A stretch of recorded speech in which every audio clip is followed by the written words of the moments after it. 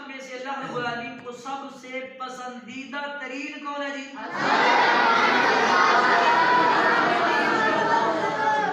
یہ کہ آپ کو کل والی باتیں یاد ہیں.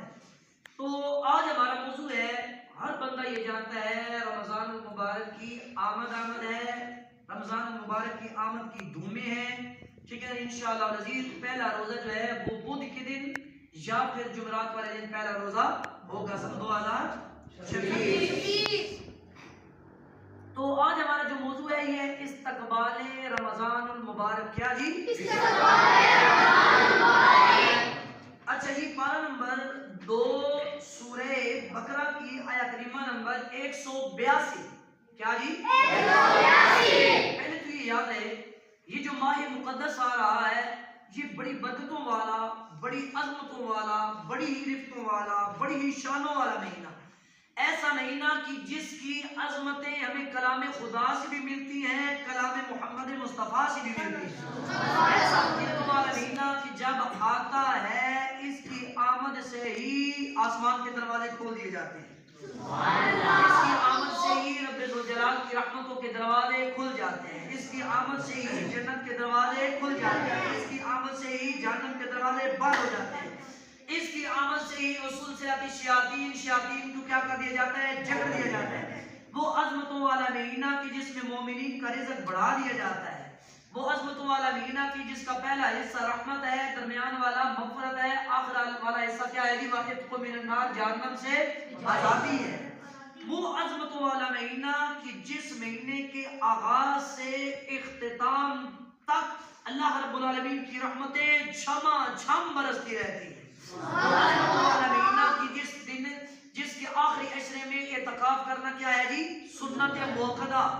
اور وہ عظمتوں والا مہینہ جس میں ایک ایسی رات آتی ہے جو 1000 مہینوں سے بھی بولیے کیا ہے؟ بہتر ہے. تو بڑی اس کی بہت بے شمار فضیلتیں ہیں. کریم آقا صلی اللہ علیہ وسلم کی احادیث کثیر اور صحیح احادیث کثیر اس ماہ مقدس کی عزت و عظمت پر دلالت کرتی ہیں. وہ عظمتوں والا مہینہ کہ جس کے قیام کو رب ذوالجلال نے نفل، جس کے فرض کو جس کے دن کے روزے کو اللہ رب العالمین نے فرض قرار دیا، اور جس میں روزہ رکھنے والے کے غفر لہ ما تقدم من ذنبہ، پہلے سارے کے سارے گناہ معاف کر دیے جاتے ہیں. عظمتوں والا مہینہ کہ جس میں روزے دار کی منہ کی بو رب ذوالجلال کو جو ہے وہ مشک و عنبر سے بھی زیادہ بڑھ کر محبوب ہے. اطیب عند اللہ من المسک، جس کے منہ کی بو رب ذوالجلال کو مشک و عنبر سے بڑھ کر کیا ہے؟ محبوب ہے. تو وہ عظمت والا مہینہ آ گیا. اللہ رب العالمین جل جلالہ شاہ فرماتے ہیں یا ایھا الذین آمنوا، ترجمہ آپ کریں گے. کیا بات ہے، کیا ہی بات ہے. کتب علیکم الصیام، کتب علیکم الصیام، تم پر روزے کیا کیے گئے؟ کما کتب علی الذین من قبلکم، پہلے لوگوں پر روزے کیا کیے گئے تھے؟ من قبلکم لعلکم تتقون، شاید کہ تم کیا بن جاؤ؟ ایام معدودات، کیا ہے؟ گنتی کے دن. ٹھیک ہے نا. اب آپ خاموش رہیں، میں ترجمہ کر دیتا ہوں. اے ایمان والو، تم پر روزے فرض کیے گئے ہیں اسی طرح جس طرح تم سے پہلے لوگوں پر فرض کیے گئے تھے. کیوں؟ لعلکم تتقون، شاید کہ تم کیا بن جاؤ؟ پرہیزگار. ایام معدودات کیا جی؟ گنتی کے دن. یہ کیا ہے جی؟ اچھا، یہ جو ارشاد فرمایا نا کہ علی الذین من قبلکم، علی الذین من قبلکم سے مراد امام جلال الدین سیوطی رحمۃ اللہ تعالی علیہ نے تفسیر در منصور میں حضرت عبداللہ بن عباس رضی اللہ تعالی عنہما کا قول نقل کیا. کہا علی الذین من قبلکم سے مراد کیا ہے؟ نصارہ. کیونکہ حضور نبی کریم صلی اللہ علیہ وسلم کی بعثت سے پہلے، آپ کی نبوت اور رسالت سے پہلے حضرت عیسیٰ علیہ السلام کی نبوت تھی نا، ہے تو من قبلکم سے مراد پہلے کیا ہے؟ نصارہ. عیسائی تھے نا پہلے، تو اس سے من قبلکم سے مراد یہ ہے عیسائی، یعنی ان پر بھی اللہ رب العالمین نے روزے فرض کیے. ٹھیک ہے. اور اسی کی تفسیر میں بہت سے مفسرین نے لکھا حضرت آدم علیہ السلام سے لے کر جناب حضرت عیسیٰ روح اللہ و کلمۃ اللہ علیہ السلام تک ہر نبی کی ہر شریعت میں ہر امت میں کسی نہ کسی رنگ میں روزے فرض تھے. وہ ایک تھا یا دو تھا یا تین تھے یا پھر 30 تھے اور انہوں نے بڑھا چڑھا کے 40 کیے اور 50 کیے. مختلف سچویشنیں مختلف ٹھیک ہے نا جی رنگوں میں روزے تھے لیکن ہر امت پر روزے فرض کیے گئے. آگے جی بہت سی احادیث ہیں اس میں جی اور یہ یاد رکھیں روزہ رکھنے کا مقصود کیا ہے وہ اللہ رب العالمین نے بیان فرما دیا. وہ صرف مقصود یہ ہے کہ اپنے بندوں سے رزق اپنا بچوانا مقصود ہے یا پینے کو بچوانا مقصود ہے یا کوئی اور چیز بچوانی مقصود ہے. وہ تو کائنات کا مالک کائنات ہے خالق کائنات ہے. جتنا مرضی مخلوق کھاتی چلی جائے لیکن استعمال کرتی چلی جائے اس کے خزانہ میں ادنا ترین بھی کمی نہیں آ سکتی. تو مقصود بھوکا رکھنا پیاسا رکھنا ٹھیک ہے بے جا پابندیوں میں جگنا مقصود نہیں ہے. مقصود ہے لعلکم تتقون کیا کرنا ہے تم کو پرہیزگار بنانا متقی بنانا. ٹھیک ہے یہ متقی بنانا اللہ رب العالمین کا کیا ہے مقصود ہے روزے سے. اچھا جی آگے احادیث بہت سی ہیں. عن ابی ہریرہ رضی اللہ تعالی عنہ قال قال رسول اللہ صلی اللہ علیہ وسلم. ترجمہ آپ کریں گے جی. عن ابی ہریرہ رضی اللہ تعالی عنہ قال قال رسول اللہ صلی اللہ تعالی علیہ وسلم. ترجمہ کیجئے جی.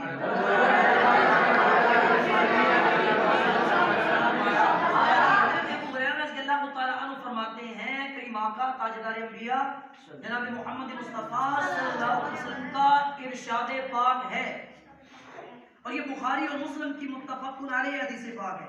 اس حدیث پاک کو امام نسائی نے سنن نسائی میں ذکر کیا. اس حدیث پاک کو امام ابن ماجہ نے سنن ابن ماجہ میں ذکر کیا اور کثیر کتب میں یہ حدیث پاک موجود ہے.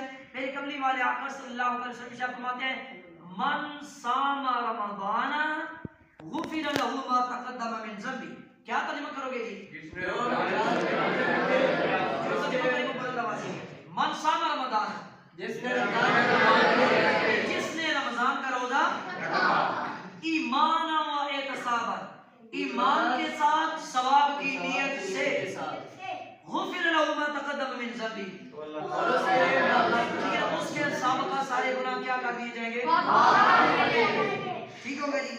یہ کتنی عظمتوں والا مہینہ ہے کتنی شانوں والا مہینہ ہے. سنیں گے حدیث ایمان تعالی ہوگا.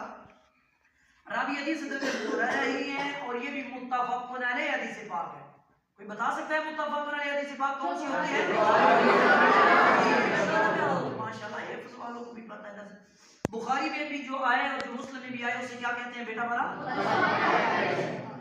ان ابی ہریرہ قال قال رسول اللہ صلی اللہ تعالی علیہ وسلم اذا دخل شهر رمضان فتحت ابواب السماء وفي رواية فتحت ابواب الجنة وغلقت ابواب جہنم وسلسلة الشياطين.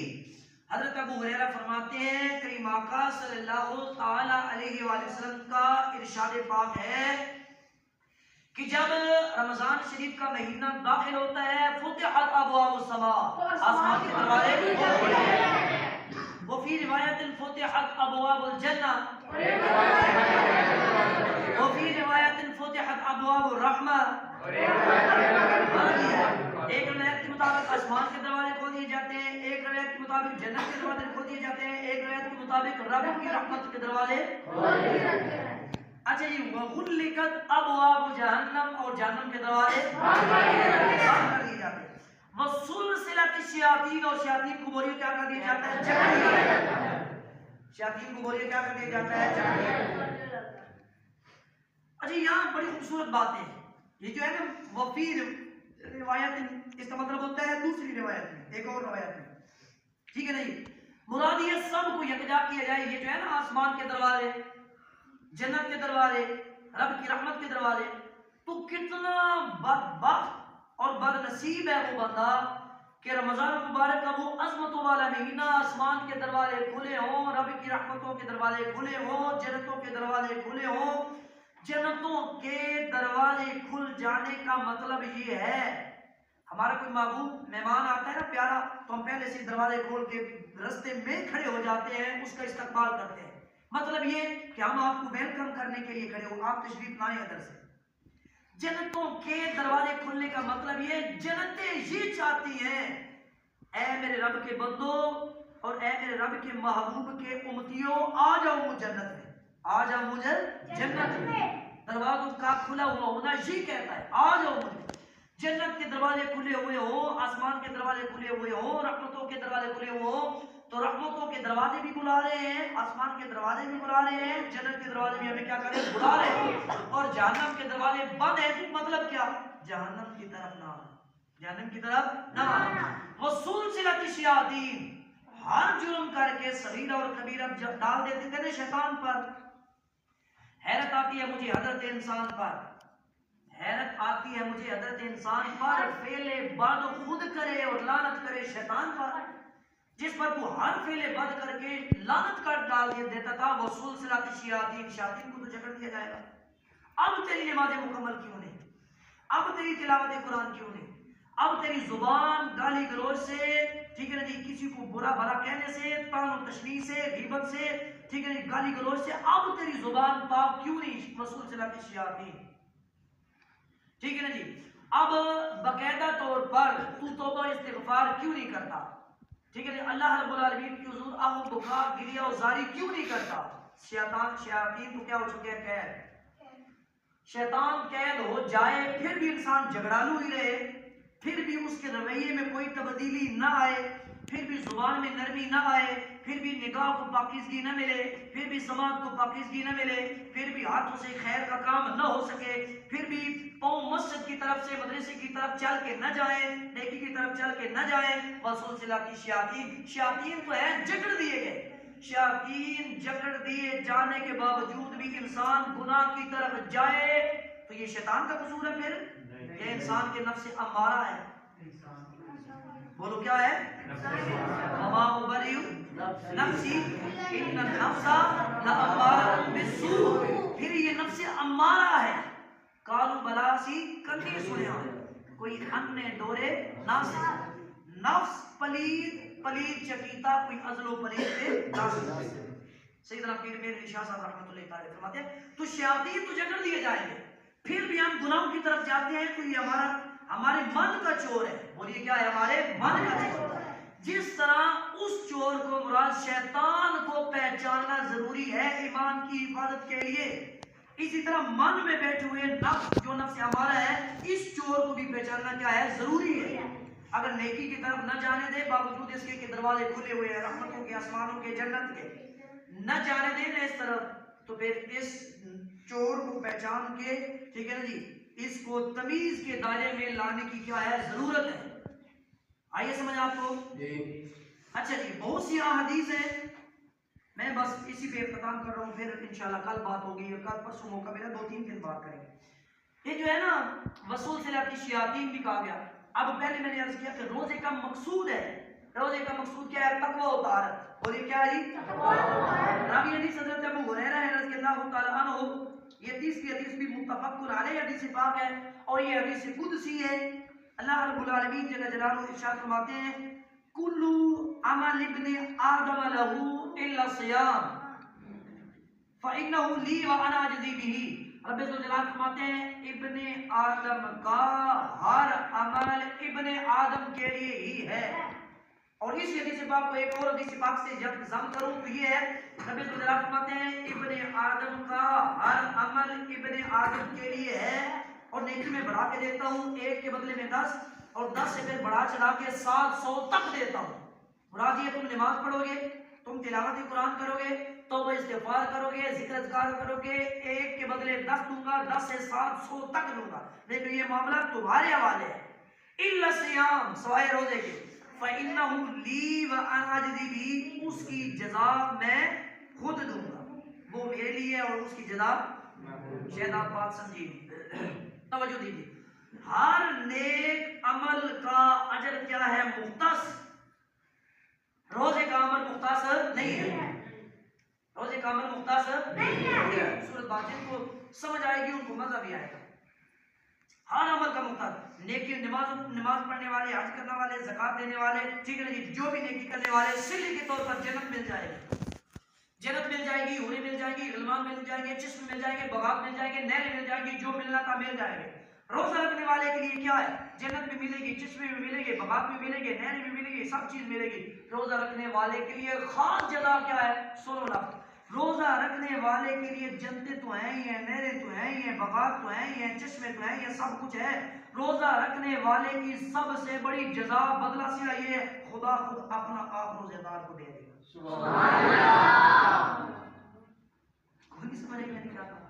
خدا خود اپنا آپ کیا دے گا؟ روزے دار کو دے دے گا۔ دلیل حدیث پاک، میرے کملی والے آقا صلی اللہ علیہ وسلم نے فرمایا والذی نفس محمد بیدی، اس ذات کی قسم جس کے قبضے قدرت میں مجھ محمد کی جان ہے، لخلوف فم الصائم اطیب عند اللہ من ريح المسک، فرمایا اس ذات کی قسم جس کے قبضے قدرت میں مجھ محمد کی جان ہے، روزے دار کے منہ کی بو اطیب عند اللہ من المسک، فرمایا روزے دار کی منہ کی بو کستوری سے بھی بڑھ کر اللہ رب العالمین کو زیادہ محبوب ہے۔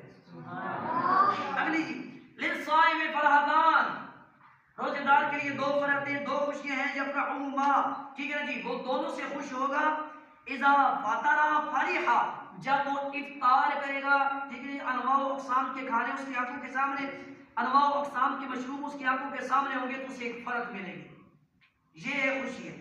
دوسری جس کے لیے میں نے وہ ساری تمہید باندھی تھی، وَإِذَا لَقِيَ رَبَّهُ فَرِحَ بِصَوْمِهِ، جب وہ اپنے کریم پروردگار عالم سے ملاقات کرے گا تو روزے کی وجہ سے خوش ہوگا۔ سبحان اللہ۔ پتہ چلا رب ذوالجلال نے یہ فرمایا تھا ہر ابن آدم کا عمل اس کے لیے الا صیام فإنه لي وأنا أجزي به، سوائے روزے کے، روزہ میرے لیے ہے، میں، ٹھیک ہے نا جی، روزہ میرے لیے ہے اور اس کی جزا بھی میں خود دوں گا۔ تو کیا جزا دے گا؟ جزا یہ ہے کہ اذا لقی ربہ فرحا بصومہ، جزا یہ ہے کہ رب ذوالجلال روزے داروں کو اپنا جلوہ کروائے گا، اپنا دیدار کروائے گا، اپنے جلوے دکھائے گا بلا حجاب، بغیر رکاوٹ کے، بغیر دیدار کے، رب ذوالجلال روزے داروں کو سامنے رکھ کے اپنا دیدار کروائے گا۔ تو کتنا بڑا اجر ہے روزے دار کا کہ روزے دار کو رب ذوالجلال اپنا آپ عطا فرما دے گا۔ لیکن اتنا بڑا اجر، اتنا بڑا اجر، اتنا بڑا اجر، اور ایک حدیث پاک میں اختتام کر رہا ہوں کہ قیامت والے دن روزے داروں کو ایک جنت کا دروازہ ہے، صرف اس سے بلایا جائے گا، این الصائمون، روزے دار کہاں ہیں؟ پھر ایک ایک روزے دار کو تلاش کر کے اس دروازے سے بلایا جائے گا۔ روزے داروں کے لیے دروازہ بھی مختص کر دیا گیا، جنتیں بھی مختص کر دی گئی، دیدار الہی بھی مختص کر دیا گیا۔ اتنا بڑا اجر ہے، لیکن کب ملے گا؟ اگر روزہ اس نیج پہ پہنچا ہوا ہوگا، لعلکم تتقون، تم کیا بن جاؤ؟ اگر روزہ رکھنے سے یہ مقصود ہم نے پا لیا، پرہیزگاری ہم نے اختیار کر لی، تو پھر تو وہ سب کچھ ملے گا۔ اگر روزہ ہمیں روزہ رکھا ہوا ہو اور روزہ ہمیں فسق و فجور سے نہ بچا سکا تو پھر وہ سب کچھ مل سکتا نہیں۔ وہ سب کچھ تب مل پائے گا جب ہم روزے کے لاگ پتر، روزے کی جو ریکوائرمنٹس ہیں وہ پوری ہوں گی، تب وہ سب کچھ ملے گا، اور یہ تب وہ سب کچھ ملے گا۔ روزہ یاد رکھیں صرف پیاسا رہنے کا نام نہیں، سب کچھ تب ملے گا جب روزہ پورے کے پورے وجود کا ہوگا۔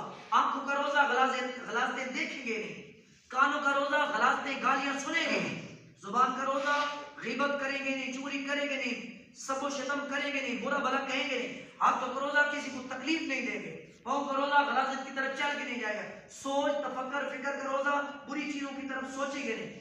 تو پوری کی پوری باڈی کا جب روزہ ہوگا تب ملے گا تقوی، جب ملے گا تقوی تب ملے گی جنت، اور جنت میں دیدار الہی عطا کیا ہے۔ یا ایھا الذین آمنوا کتب علیکم الصیام کما کتب علی الذین من قبلکم لعلکم تتقون ایاما معدودات۔ اللهم صل علی سیدنا یا الہ العالمین یا اکرم الحاکمین، عظمت والا، شان والا، برکت والا مہینہ ماہ صیام آ رہا ہے۔ الہ العالمین اپنے محبوب علیہ السلام کی مبارک وسیلہ سے کما ہم جس طرح تیرے محبوب علیہ السلام پورے اہتمام کے ساتھ الہ العالمین اور اپنے گھر والوں کو، اپنے اصحاب، اپنے آل کو ساتھ ملا کے پورے اہتمام کے ساتھ الہ العالمین اس ماہ مقدس ماہ صیام کا استقبال کیا کرتے تھے، اسی الہ العالمین ذوق اور شوق میں تیرے تیرے محبوب علیہ السلام کی اتباع کرتے ہوئے ہمیں بھی اس ماہ مقدس کا اسی شوق کے ساتھ استقبال کرنے کی توفیق عطا فرما۔ الہ العالمین روزے رکھنے، تراویح پڑھنے، الہ العالمین کثرت سے تلاوت قرآن کرنے، ذکر اذکار کرنے، توبہ استغفار کرنے، اپنے حضور کی ریا و زاری کرنے کی توفیق عطا فرما۔ وصلی اللہ تعالی علی خیر خلقہ